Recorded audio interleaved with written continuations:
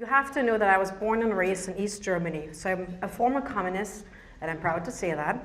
And in '92, I had a chance to actually move to the United States for 1 year and teach German at a high school in Green Bay, Wisconsin.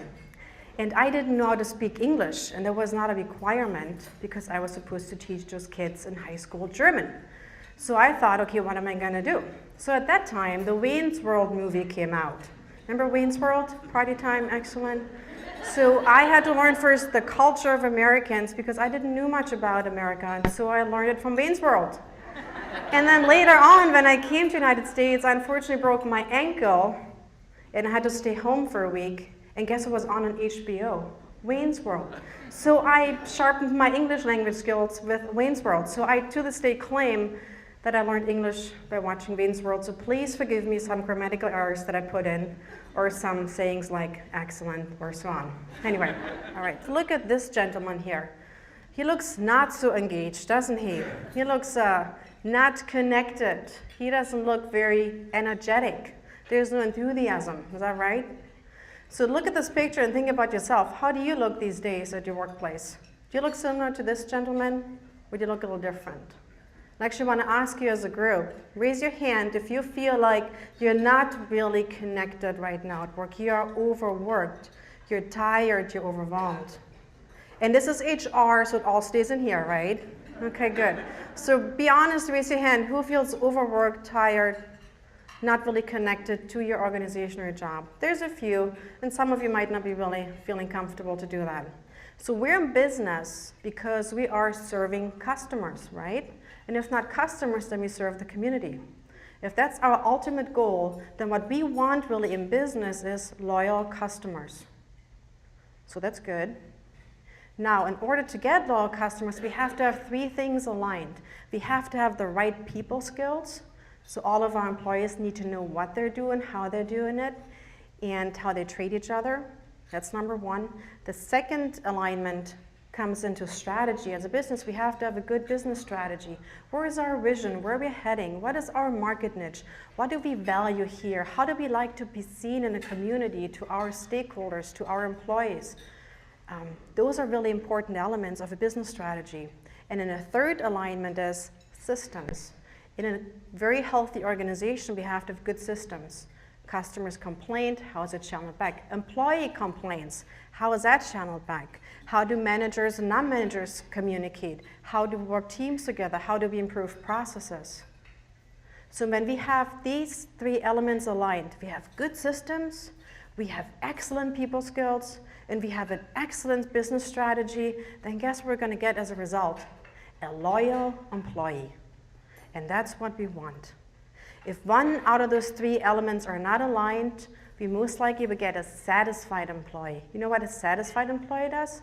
They like probably working for you, but they may go somewhere else once the market picks up. So you want loyal employees. So therefore, you really have to take a good look into how are people skills from the top to the bottom? How are systems aligned? Are they working smoothly? Or people are frustrated with that? And do we have a good business strategy? Now, there's an easy way to measure if you have loyal customers or loyal employees. The only one question you can ask your employees to figure out if they're loyal or not is the following. How likely will you refer someone to work at our organization? From 1 till 10. 1 being not at all, and 10 is, yes, I would love to refer someone. Now, if that employee gives you a 9 or a 10, that means they're loyal, they love working for you. If they give you an 8 or 7, they're satisfied employees. They may go somewhere else. If they give you a below 7, they're disgruntled employees, and they talk really bad about you, so you don't want that at all. So maybe just take a quick check, go around the hallways, and when you have a next manager come in, chat with them. So what do you think? How likely would you refer someone here to work? If it's 9 or a 10, you can be really proud. If it's 8 or 7, you want to figure out how you can make it for them in 9 or 10. And below 7, you really have a lot of work to do. Okay? So that's just the whole picture where I would like to start with employee engagement. Now, before we start, here's my 4 principles. Number 1 is we know that employee engagement is a lot about leadership skills. Because we all heard the statistics that people leave their companies because of their supervisors. It's not the paycheck. It's about their supervisors. So my first encouragement is for you to check on your own leadership skills and the ones in your organization. Are we having leaders that develop trust, that are fair, that listen to others, that create results, that follow through, that are visionary? Those are really important leadership skills, and you really want to take a quick look at that. Now, if you recognize you would like to improve your own leadership skills, or maybe have some folks in your organization who you would like to guide to develop their leadership skills, there's a couple things you want to make sure they're doing so they're really developing the skills as a leader. First one is, in order to grow as a leader, you have to have a good self-awareness.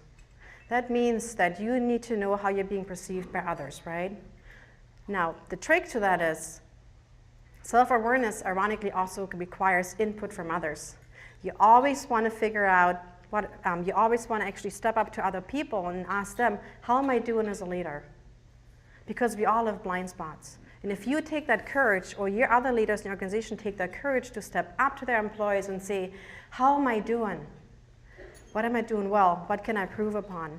And if they follow through with that, their team will really look greatly with respect to them. So in order to grow from a good to a great leader, you have to have a good self-awareness, get feedback from others how you're doing. And number two is, a good leader always creates results. Because as a leader, you can have those wonderful characteristics of being a good, I hear this all the time, being a good communicator, follow through, listen to others, delegate, be a good coach.